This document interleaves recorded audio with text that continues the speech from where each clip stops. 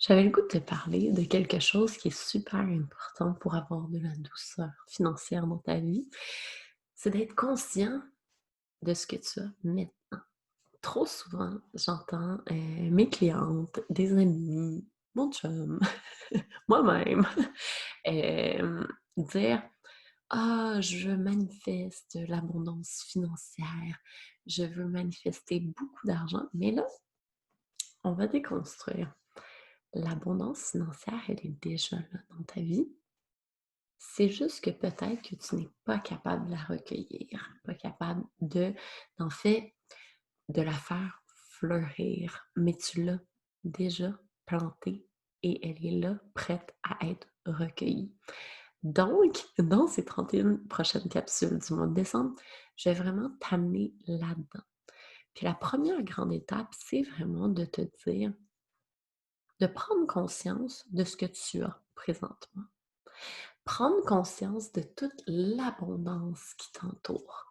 Prendre conscience de chaque petite chose parce que trop souvent, on vit dans une société de surconsommation. On va aller pallier nos besoins émotifs par des biens matériels et il ne faut pas aller dans aucune extrême. C'est-à-dire, on ne veut pas aller dans l'avarice, mais on ne veut pas non plus devenir des surconsommateurs et dilapider notre argent. L'important, c'est d'être conscient. Donc, aujourd'hui, le défi, c'est vraiment regarder ce qu'il y a autour de vous et prenez vraiment, vraiment conscience de ce qui vous entoure et de toute l'abondance que vous avez autour de vous.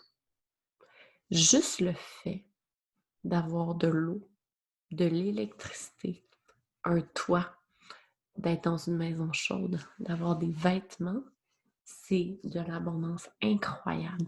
Il faut arrêter d'être dans une énergie du manque quand on manifeste l'abondance financière, l'abondance de biens matériels, parce que c'est là qu'on signifie que finalement, on n'est aucunement reconnaissant et on n'a aucune gratitude pour ce qu'on a déjà. Je ne vous demande pas non plus d'arrêter de consommer ou d'être complètement déconnecté de vos achats. C'est juste vraiment de prendre conscience et de vous dire: «Wow! C'est incroyable ce que j'ai. Maintenant, qu'est-ce que je veux réellement?» Et ça, on va en parler parce que c'est quoi votre grande vision? Puis quelles sont vos valeurs? Je pense que c'est ça le plus important au niveau de l'introspection, au niveau du shadow work à aller faire pour manifester sa grande vision et avoir enfin de la douceur financière dans sa vie.